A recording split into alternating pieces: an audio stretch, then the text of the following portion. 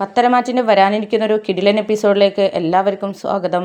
അങ്ങനെ നവ്യയെയും കുഞ്ഞിനെയും അനന്തപുരിയിലേക്ക് കൂട്ടിക്കൊണ്ടുവരികയാണ്. അഭിയും ജലജയും എല്ലാവരും കൂടി ചേർന്ന് ചടങ്ങുകളൊക്കെ കഴിച്ചതിന് ശേഷമാണ് അനന്തപുരിയിലേക്ക് കൂട്ടിക്കൊണ്ടുവരുന്നത്. അങ്ങനെ വളരെയധികം സന്തോഷത്തോടു കൂടിയാണ് നവ്യ അവിടേക്ക് വരുന്നത്. ആ സമയത്ത് നവ്യ പറയുന്നുണ്ട്, ഞാൻ അനന്തപുരി തറവാട്ടിൽ ഇത്രയും സന്തോഷത്തോടു കൂടി കാലുകുത്തിയ ഒരു നിമിഷം ഇതുവരെ ഉണ്ടായിട്ടില്ല. എൻ്റെ ഭർത്താവ് എന്നെ അംഗീകരിക്കണമെന്ന് ഞാൻ ഒരുപാട് കാലമായി ആഗ്രഹിച്ചതാണ്. എന്തായാലും കുഞ്ഞു വന്ന ശേഷം നീ എന്നെ മനസ്സിലാക്കി സ്നേഹിച്ചു തുടങ്ങിയല്ലോ അബി.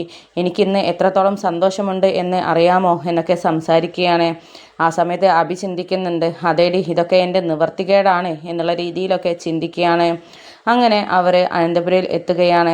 എത്തിയൊക്കെ കഴിഞ്ഞത് ഡ്രസ്സൊക്കെ മാറിയതിന് ശേഷം നയനയോട് നവ്യ ചോദിക്കുന്നുണ്ട്, അല്ല നയന, ഞാൻ എന്തൊക്കെയായി കേൾക്കുന്നത്?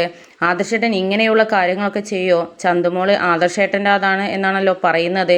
എന്തൊക്കെയാണ് അതിലുള്ള സത്യങ്ങളൊക്കെ നമുക്ക് തിരിച്ചറിയണ്ടേ? ആരാണ് ഇതിൻ്റെ പിന്നിൽ? എന്തായാലും ആദർശേട്ടൻ ഇങ്ങനെയുള്ളൊരു കാര്യം ചെയ്യില്ല എന്നുള്ളത് നമുക്കൊക്കെ ഉറപ്പാണ്. എന്താ പറ്റിയത്? ഇനി വല്ല തെറ്റും മുമ്പ് പറ്റിപ്പോയിട്ടുണ്ടോ എന്നുള്ള രീതിയിലൊക്കെ സംസാരിക്കാൻ ആ സമയത്ത് നയന പറയുന്നുണ്ട്, ഇല്ല ചേച്ചി, എന്തായാലും അങ്ങനെയൊന്നും സംഭവിക്കാൻ സാധ്യതയില്ല. ആദർശേട്ടനെ ഞാൻ ആര് തള്ളിപ്പറഞ്ഞാലും ഞാൻ തള്ളിപ്പറയില്ല. എനിക്ക് 100% ആദർശേട്ടനെ വിശ്വാസമാണ്. അതുപോലെ തന്നെ മുത്തശ്ശനും ഒക്കെ ആദർശേട്ടന് നല്ല വിശ്വാസമാണ്. ഇപ്പോൾ അമ്മ വരെ തള്ളി പറഞ്ഞിട്ടുണ്ട്. പക്ഷെ അമ്മയുടെ ഉള്ളിലും ആ സംശയമുണ്ട്, ഒരിക്കലും എൻ്റെ മകൻ ഇങ്ങനെയൊന്നും ചെയ്യില്ല എന്നുള്ളത്. എന്തായാലും ഇതൊക്കെ ഞാൻ കണ്ടെത്തിയിരിക്കും, അല്ലാതെ ഞാൻ ഇങ്ങനെ വെറുതെ ഇരിക്കാനൊന്നും പോകത്തില്ല എന്നൊക്കെ നയന പറയുകയാണ്. ആ സമയത്ത് നവ്യ പറയുന്നുണ്ട്, നിനക്ക് നിൻ്റെ ഭർത്താവിനെ കുറിച്ച് അത്രയ്ക്കും വിശ്വാസമുണ്ടെങ്കിൽ നീ അത് കണ്ടെത്തിയിട്ട് എല്ലാവർക്കും മുമ്പിലും തെളിയിക്കണം. കുത്തുവാക്കുകൾ പറയുന്നവർക്കൊക്കെ മറുപടി കൊടുക്കണം എന്നൊക്കെ പറയുകയാണ് നവ്യ. അപ്പോൾ അത് തന്നെയാണ് എൻ്റെ തീരുമാനം എന്നൊക്കെ നയന മറുപടി കൊടുക്കുകയാണ്. അങ്ങനെ ഇവർ സംസാരിക്കുന്ന സമയത്താണ് അനാമിക അവിടേക്ക് വരുന്നത്. അങ്ങനെ അനാമിക ചോദിക്കുന്നുണ്ട്, ഓ ഇനിയിപ്പോൾ ചേച്ചിയും അനിയത്തിയും ഒത്തുചേർന്നാൽ പിന്നെ ഇവിടെയുള്ള കാര്യങ്ങളൊന്നും പറയാതിരിക്കാൻ വയ്യ. ഇനി എന്തൊക്കെയാണ് ഇവിടെ നടക്കുക? ഏതായാലും ഇനി എന്നെ ഭരിക്കാനൊന്നും വരണ്ട, എൻ്റെ തെറ്റുകൾ കാണിക്കാനും വരണ്ട. കാരണം അതിനേക്കാളും വലിയ തെറ്റ് ചെയ്ത ആളാണല്ലോ ഇവിടെയുള്ളത്. ആദ്യം നിങ്ങൾ നിങ്ങളുടെ ഭർത്താവിനെ നന്നാക്കാൻ നോക്ക് എന്നൊക്കെ നയനയോട് മറുപടി പറയുന്നുണ്ട്. ആ സമയത്ത് അനാമികയോട് നയന പറയുന്നുണ്ട്, നീ നിന്റെ കാര്യം നോക്കി പോയാൽ മതി. എൻ്റെ ഭർത്താവ് എന്താണ് എന്നുള്ളത് എനിക്കറിയാം.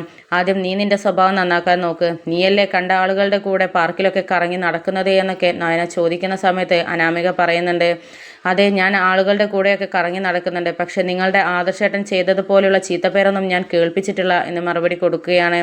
ആ സമയത്ത് നയന പറയുന്നുണ്ട്, ആദർശേട്ടനാണോ അല്ലയോ അല്ലെങ്കിൽ മറ്റാരാണോ എന്നുള്ളതൊക്കെ ഞാൻ ഇതിന് കണ്ടെത്തിയിട്ട് ഞാൻ നിനക്ക് മറുപടി തരാം. ഇപ്പോൾ നീ തൽക്കാലം പോവാൻ നോക്ക്.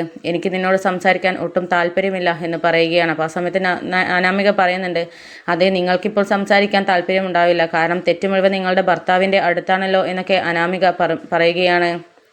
അങ്ങനെ പിന്നെ നവ്യയും പറയുന്നുണ്ട്, എടി അനാമിക, നിന്നോട് പോവാനല്ലേ പറഞ്ഞത്, വെറുതെ സംസാരിച്ച് മുഷിയാൻ നിൽക്കണ്ട എന്നൊക്കെ പറയുകയാണ്. എന്നിട്ട് ആദ്യം നിന്റെ ഭർത്താവിനെ സ്നേഹിച്ച് നിന്റെ ഭർത്താവിൻ്റെ സ്നേഹം പിടിച്ചു പറ്റാൻ നോക്കുക എന്നൊക്കെ മറുപടി കൊടുക്കുകയാണ്. അങ്ങനെ അനാമികക്ക് തക്ക മറുപടി നവ്യ കൊടുക്കുന്നത് കേട്ടിട്ട് അനാമിക തലം താഴ്ത്തിയും അവിടെ നിന്ന് പോവുകയാണ്. അങ്ങനെ പിന്നീട് നവ്യ മുറിയിലോട്ട് പോവുകയാണ്. ആ സമയത്ത് നയനയോട് പറയുന്നുണ്ട്, ഏതായാലും ഇപ്പോൾ വളരെയധികം സന്തോഷമായി ചേച്ചി, അബി എന്നെ സ്നേഹിച്ച് തുടങ്ങിയിട്ടുണ്ട്. ഒരുപാട് മാറ്റമാണ് അബിക്കുള്ളത്. എല്ലാം കുഞ്ഞു വന്നതിന് ശേഷമായിരിക്കും. നമ്മൾ ഒരുപാട് പ്രാർത്ഥിച്ചതാണല്ലോ കുഞ്ഞു വന്നതിന് ശേഷം അബിക്ക് ഒരുപാട് മാറ്റം ഉണ്ടായാൽ മതിയായിരുന്നു എന്നുള്ളത്. അതൊക്കെ സത്യമായിരിക്കുന്നു. എന്തായാലും ചേച്ചി ദൈവത്തോട് പ്രാർത്ഥിച്ചതൊക്കെ നടന്നല്ലോ. അമ്മായിയമ്മയും നിങ്ങളും ഒന്നായല്ലോ. അതുപോലെ തന്നെ എൻ്റെ ആഗ്രഹം ദൈവം സാധിച്ചു തന്നു ചേച്ചി. ഇപ്പോൾ ഞാൻ ഒരുപാട് സന്തോഷത്തിലാണ് എന്നൊക്കെ പറയുകയാണ്. ആ സമയത്ത് തന്നെ നയനയുടെ മനസ്സിലേക്ക് ഒരു ചിന്ത വരികയാണ്, അബി ഒന്നും കാണാതെ ആരെയും സ്നേഹിക്കത്തില്ല.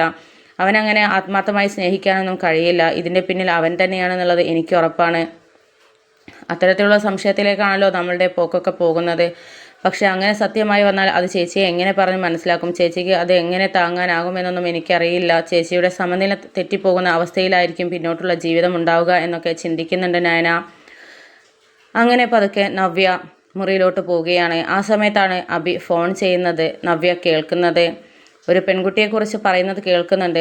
എന്നിട്ട് നവ്യ ചിന്തിക്കുന്നുണ്ട്, ഇവൻ ഏത് പെൺകുട്ടിയെക്കുറിച്ചായി പറയുന്നത്? അനഘ എന്ന് ഇടയ്ക്കിടയ്ക്ക് പറയുന്നുണ്ടല്ലോ, ആരാണ് അവൾ? ഇനി ഞാനില്ലാത്ത സമയത്ത് മറ്റു പെൺകുട്ടികളുമായി വല്ലതും അടുത്തോ എന്നൊക്കെ ചിന്ത വരുന്നുണ്ട്. എന്നിട്ട് ടെൻഷനോട് കൂടി ചിന്തിക്കുന്നുണ്ട്, അല്ലെങ്കിലും ദൈവം എനിക്ക് സന്തോഷം അധിക നാളത്തേക്കൊന്നും തരില്ലല്ലോ. എന്തെങ്കിലും ഒരു സങ്കടം പിന്നാലെ ഉണ്ടാവുമല്ലോ. ഇനി എന്താ ഇവൻ സംസാരിക്കുന്നത് എന്ന് കേൾക്കട്ടെ എന്നൊക്കെ പറഞ്ഞ് അവിടെ തന്നെ നിൽക്കുകയാണ്. ആ സമയത്ത് അബി ഫോണിലൂടെ പറയുന്നുണ്ട്. ഒരിക്കലും ചന്തുമോൾ എൻ്റെ മകളാണ് എന്നുള്ളത് അവളുടെ വായിൽ നിന്നും ആരും കേൾക്കരുത്. അവളെ സംസാരിക്കാൻ അനുവദിക്കരുത്. അവൾ സംസാരിക്കാൻ തുടങ്ങി എന്ന് അറിഞ്ഞു കഴിഞ്ഞാൽ പിന്നെ വെച്ചേക്കരുത്. അവളെ ഇല്ലാതാക്കണം. ആദർശേട്ടൻ്റെ മേലിൽ ഞാൻ ഇപ്പോൾ ഈ കുറ്റം ചുമത്താൻ വേണ്ടിയിട്ട് എത്ര കഷ്ടപ്പെട്ടിട്ടുണ്ട് എന്നുള്ളത് നിനക്കറിയാമല്ലോ. അതൊക്കെ അറിഞ്ഞിട്ട് നിങ്ങൾ എനിക്ക് വേണ്ടിയിട്ട് പ്രവർത്തിക്കണം. അതിനു വേണ്ടിയിട്ടാണ് നിങ്ങൾക്ക് ഞാൻ ജ്വല്ലറിയിൽ നിന്നും തിരിമറിയൊക്കെ ചെയ്തിട്ട് പൈസ ഒപ്പിച്ച് തന്നത്. അതുകൊണ്ട് ഞാൻ ഉദ്ദേശിച്ച രീതിയിൽ കാര്യം നടന്നേ പറ്റുകയുള്ളൂ എന്നൊക്കെ പറയുകയാണ്. ഇതൊക്കെ നവ്യ ഒരു ഞെട്ടലോടുകൂടി കേൾക്കുകയാണ്. എന്നിട്ട് സങ്കടം സഹിക്കാനാവാതെ കരയുകയാണ്. അങ്ങനെ അബി ഫോണിലൂടെ സംസാരിച്ച് കഴിഞ്ഞതിന് ശേഷം നവ്യ ഓടിച്ചെന്ന് അബിയുടെ ഷർട്ടിനെ പിടിച്ചിട്ട്, എന്താടാ ഞാൻ ഈ കേൾക്കുന്നത്, നീ എന്നെ ചതിക്കുകയായിരുന്നല്ലേ എന്നൊക്കെ പറഞ്ഞിട്ട് അവനെ തുരുതുര അടിക്കുകയാണ്.